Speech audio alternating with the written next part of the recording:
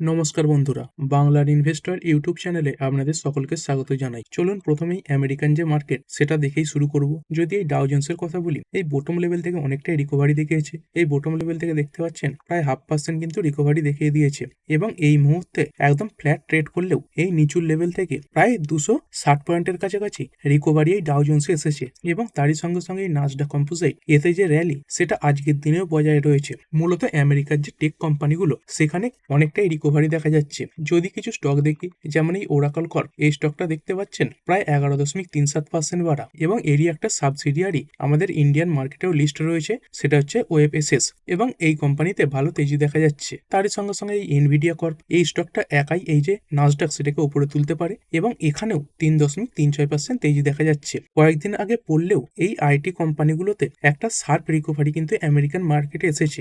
এরপরে আমাদের Indian market কেমন পারফর্ম করছে, যদি ইন্ডিয়ান মার্কেটের আইটি কোম্পানিগুলোর এডিআর এর কথা বলি, এইখানে পতন দেখা যাচ্ছে।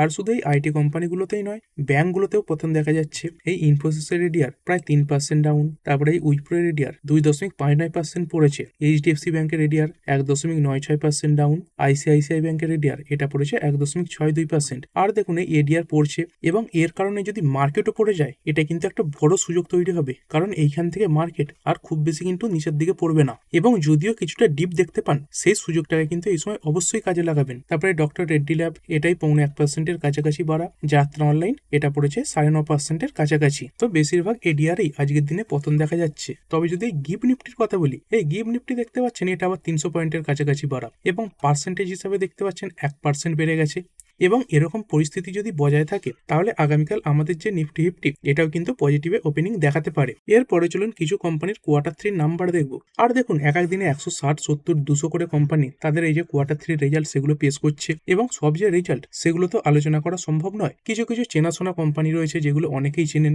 অনেকের পোর্টফোলিওতেও রয়েছে, সেইগুলো নিয়ে একটু আলোচনা করব। আমাদের প্রথম যে কোম্পানি সেটা হচ্ছে এই বিএসসি লিমিটেড। এই কোম্পানি আজকের দিনেই তার যে নাম্বার সেটা পেশ করে দিয়েছে। কোম্পানির এই নাম্বার এটা কেমন এসেছে, যদি কোম্পানির এই সেলসের কথা বলি, এই 768 কোটি সেলস বেড়ে হয়েছে 1244 কোটি, একটা দারুণ জাম্প এই সেলসে দেখা গেছে এবং এটা কোয়ার্টারলিও বেশি এসেছে। তার সঙ্গে সঙ্গে এই অপারেটিং প্রফিট এটাও দেখতে পাচ্ছেন প্রায় 3 গুণ হয়েছে, 236 কোটি থেকে বেড়ে হয়েছে 732 কোটি। এবং যদি নেট প্রফিটের কথা বলি, এই 219-এর নেট প্রফিট বেড়ে হয়েছে 597 কোটি, এটা ওই প্রায় 3 গুণের কাছাকাছি বেশি এবং যেটা কোয়ার্টারলিও বাড়া রয়েছে। তবে মার্কেটের অনুমান কেমন কি ছিল, মার্কেট কিন্তু এই যে নাম্বার এগুলো ভালো আসবে এরকমটা অনুমান করেই চলছিল। যদি এই অনুমানের কথা বলি, এই যে বিএসসি এর যে রেভিনিউ এর প্রজেকশন এটা রাখা হয়েছিল 1239 কোটি, অ্যাকচুয়ালি এসেছে কত, এই 1244 কোটি, মানে অনুমানের থেকে কিছুটা ভালোই এসেছে। এবং যদি এই নেট প্রফিটের কথা বলি, এসেছে কত 597 কোটি, আর এখানে অনুমান কত ছিল, এইখানে অনুমান ছিল এই নেট প্রফিট এটা আসবে 612 কোটি।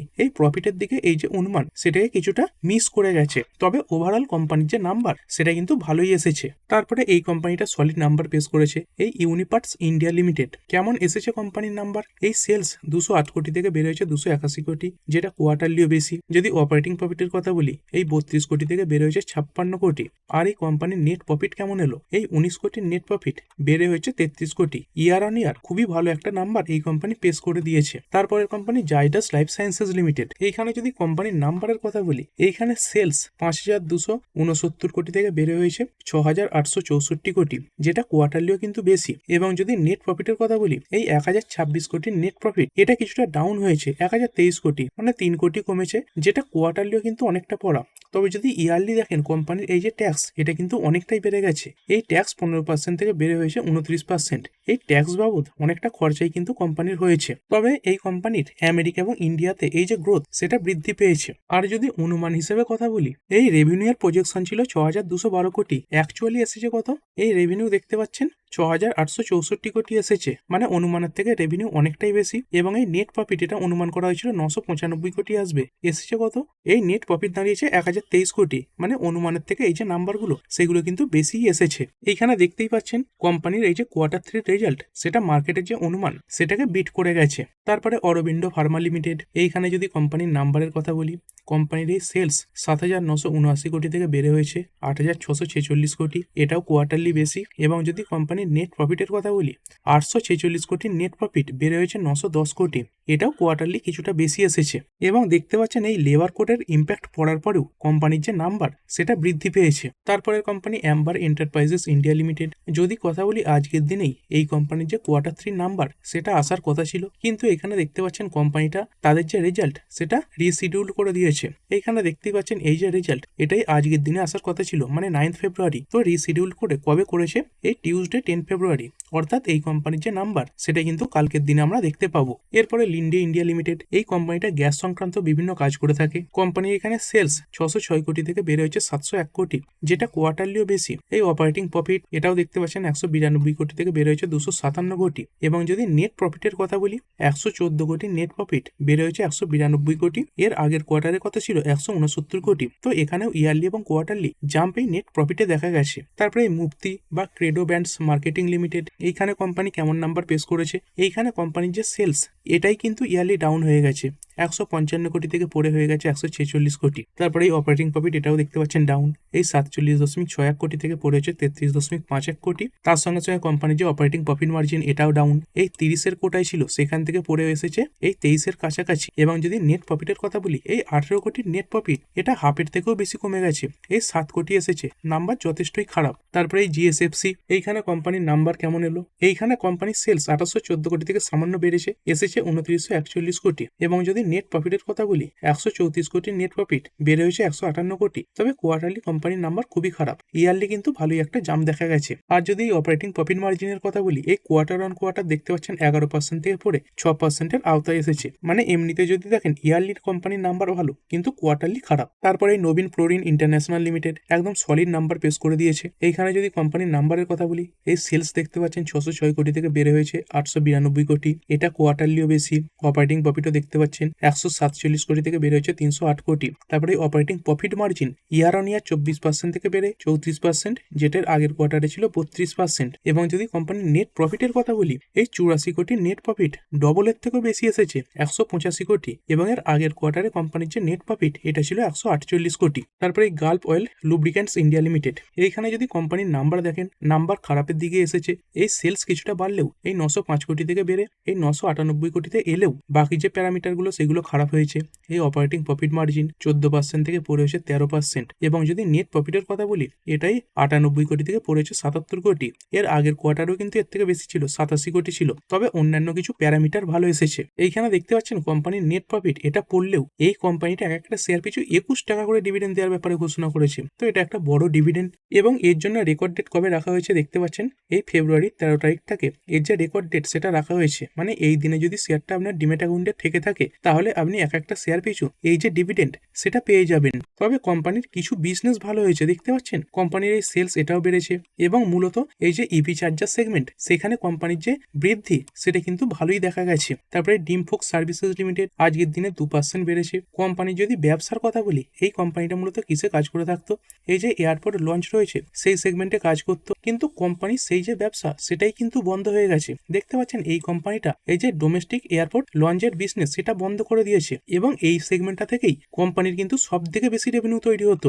এইখানে দেখতে পাচ্ছেন কোম্পানির যে বিজনেস সেটা কোথা থেকে আসতো? এই লঞ্চ ফ্রি এইখান থেকে 96.6%। এবং এর বেশিরভাগটাই ডোমেস্টিক, মানে ইন্ডিয়াতে এই 87%, বাইরে কিছু রয়েছে মাত্র 12.7%। এবং কোম্পানি এই যে ডোমেস্টিক বিজনেস এটাই বন্ধ করে দিয়েছে। তো স্বাভাবিকভাবেই কোম্পানির যে নাম্বার সেটা খারাপই আসবে, এটা তো বোঝাই যাচ্ছিল। এবং কতটা খারাপ আসবে সেটাই দেখাচ্ছিল। এই সেলস দেখতে পাচ্ছেন 340 কোটি থেকে পড়ে হয়ে গেছে 53 কোটি। আর কিভাবে সেলস হবে? কোম্পানির যে মেন বিজনেস সেটাই তো বন্ধ হয়ে গেছে। এটা কোয়ার্টারলিও ডাউন হয়েছে। অপারেটিং প্রফিট মার্জিন দেখতে পাচ্ছেন মাইনাসে চলে গেছে, কারণ এই সেলসের থেকে এই যে খরচা সেটাই বেড়ে গেছে। এবং তারপরে বাকি যে প্যারামিটারগুলো সেগুলো খারাপ আসবে, এটা বোঝাই যায়। কোম্পানির যদি নেট প্রফিটের কথা বলি, এই 17 কোটির নেট প্রফিট থেকে কোম্পানি সরাসরি লসে চলে গেছে, প্রায় 7.25 কোটি লস।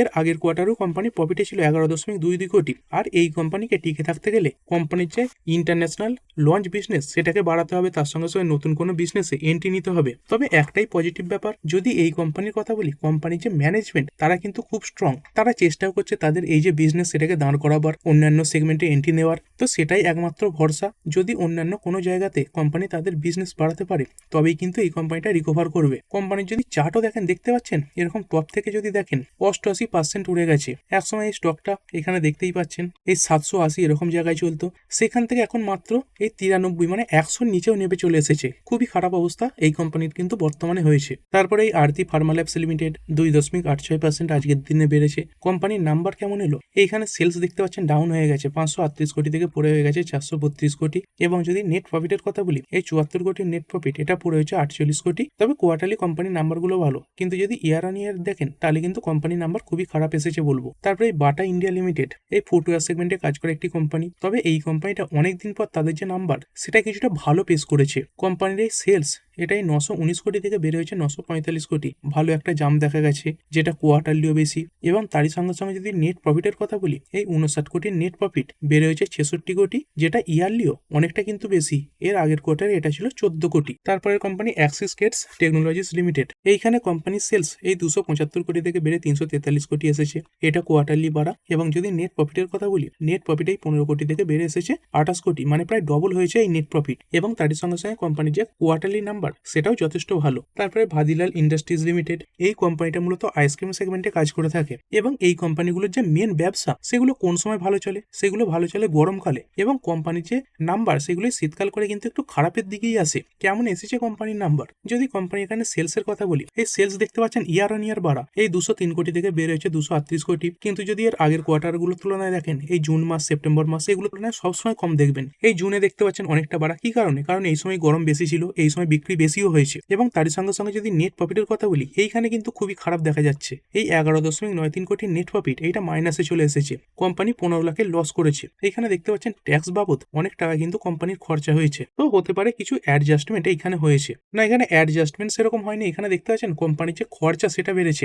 এই 178.31 কোটির খরচা এটা বেড়ে হয়েছে 227 কোটি। এবং এই অপারেটিং প্রফিট এইখানেই কিন্তু কমে গেছে, এই 10 কোটির অপারেটিং প্রফিট হয়েছে। এবং তারপরেও এই ডেপ্রিসিয়েশন এটার জন্য অনেক টাকা খরচ হয়েছে। এবং তারপরে এই কোম্পানি মাইনাসে চলে এসেছে। তারপরের কোম্পানি পিএনসি ইনফ্রাটেক লিমিটেড, এইখানে যদি কোম্পানির নাম্বারের কথা বলি, এই নাম্বারটা মোটামুটি খারাপের দিকে এসেছে। এই 1470 কোটি সেলস পড়ে হয়েছে 1201 কোটি, যেটা কোয়ার্টারলি বেশি। তারপরে অপারেটিং প্রফিট এটাও দেখতে পাচ্ছেন ডাউন, 379 কোটির অপারেটিং প্রফিট পড়েছে 239 কোটি। এই মার্জিন এটাও ডাউন হয়েছে 26% থেকে পড়ে 20%, কোয়ার্টারলিও ডাউন।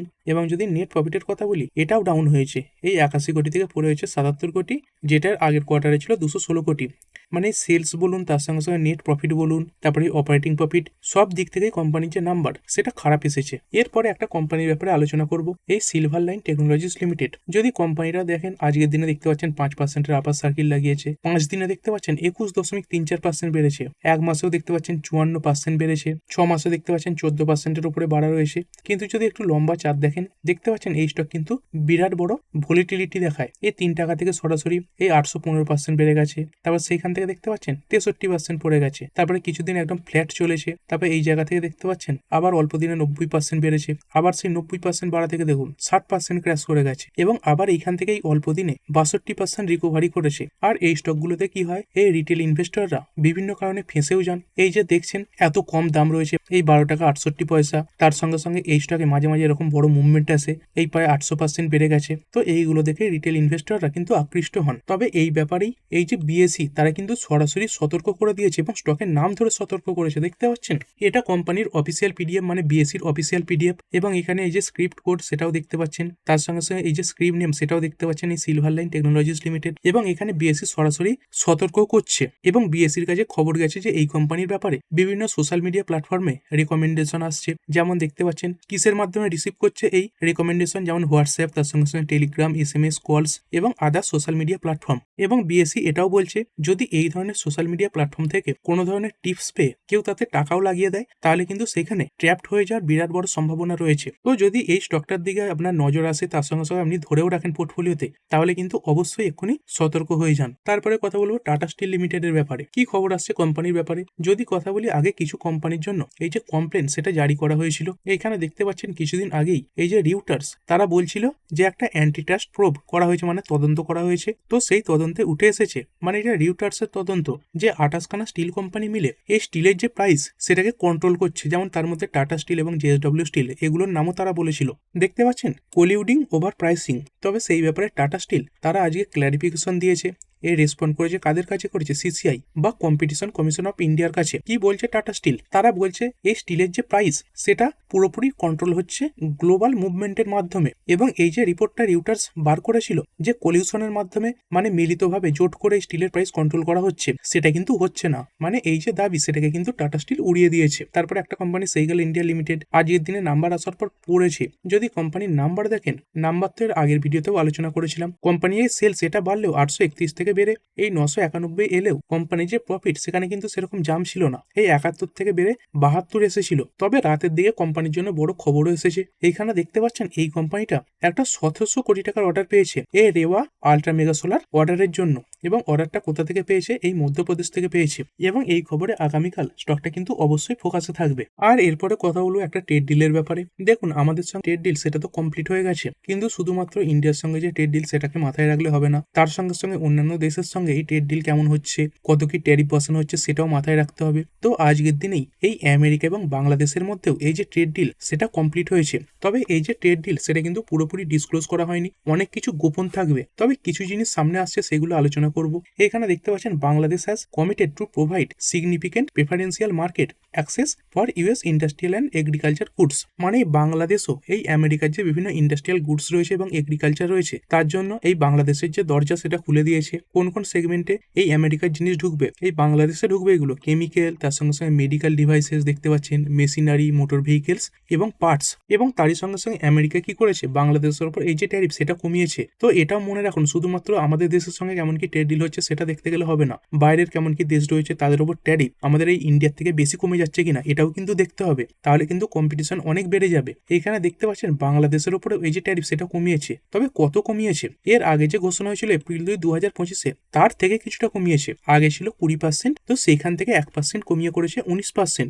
আর আমাদের এই ইন্ডিয়ার উপর ট্যারিফ কত? 18%। আর শুধুমাত্র এটুকু শুনেই খুশি হলে হবে না যে বাংলাদেশের উপর ট্যারিফ বেশি, কিছু কিছু জিনিসের উপর তো জিরো ট্যারিফও বসেছে, সেগুলোও দেখতে হবে। এইখানে দেখতে পাচ্ছেন আমেরিকা কি করে দিয়েছে, কিছু টেক্সটাইল এবং অ্যাপারেল গুডস এগুলো বাংলাদেশের থেকে কিনবে জিরো ট্যারিফে। আর আমাদের ইন্ডিয়ার এই টেক্সটাইল অ্যাপারেল গুডস এগুলোর উপর ট্যারিফ কত? 18%। তো এখানে বুঝতে পারছেন কিরকম খেলা খেলে দিয়েছে এই বাংলাদেশ। তাদের কিছু টেক্সটাইল এবং অ্যাপারেলের ওপর 0% ট্যারিফ হয়ে গেল। আর আমাদের ইন্ডিয়া থেকে এই আমেরিকাতে যে টেক্সটাইল যাবে, অ্যাপারেল যাবে, তার উপর কিন্তু 18% ট্যারিফ। তো এখানে কিন্তু বাংলাদেশ অনেকটা বেশি সুবিধা পেয়ে গেল। তবে আমাদের ইন্ডিয়া থেকে যে সিল্ক প্রোডাক্ট যাবে সেগুলো জিরো ট্যারিফে আমেরিকাতে যাবে। তবে শুধুমাত্র যে সমস্ত ধরনের টেক্সটাইল এবং অ্যাপারেল এর উপর 0% ট্যারিফ বসবে সেরকমটা নয়, এখানেও কিছু শর্ত রয়েছে। যেমন দেখতে পাচ্ছেন সেই যে টেক্সটাইল এবং অ্যাপারেল এগুলো কিসের মাধ্যমে তৈরি হতে হবে? এই ইউএস প্রডিউসড কটন, মানে আমেরিকা থেকে এই কটন বাংলাদেশকে কিনতে হবে, এবং তারপরে সেই কটনের মাধ্যমে যে জিনিসপত্রগুলো বাংলাদেশ তৈরি করবে সেগুলোই আমেরিকা জিরো ট্যারিফে কিনবে। এবং তার সঙ্গে সঙ্গে দেখতে পাচ্ছেন man made fibre textile input from the United state, মানে এই ইউনাইটেড স্টেট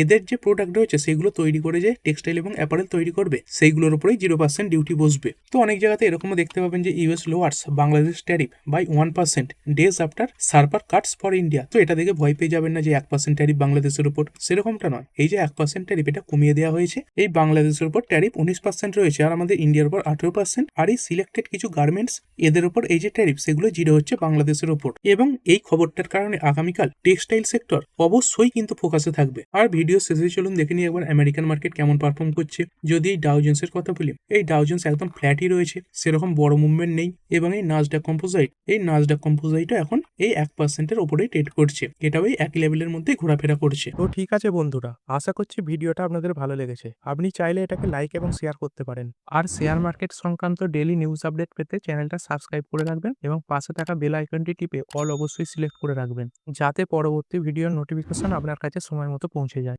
আর হ্যাঁ, ভিডিওটি শুধুমাত্র ইনফরমেশন এবং এডুকেশনাল পারপাসের জন্য বানানো হয়েছে। আমি সেবি রেজিস্টার্ড নই, তাই কোনো প্রকার শেয়ারে কোনো প্রকার বাই, সেল, হোল্ড বা অ্যাভারেজ করার কোনো সিদ্ধান্ত নেওয়ার আগে আপনার যে ফাইন্যান্সিয়াল অ্যাডভাইজার আছে তার সঙ্গে অবশ্যই আলোচনা করবেন। দেখা হচ্ছে পরের ভিডিওতে। ধন্যবাদ।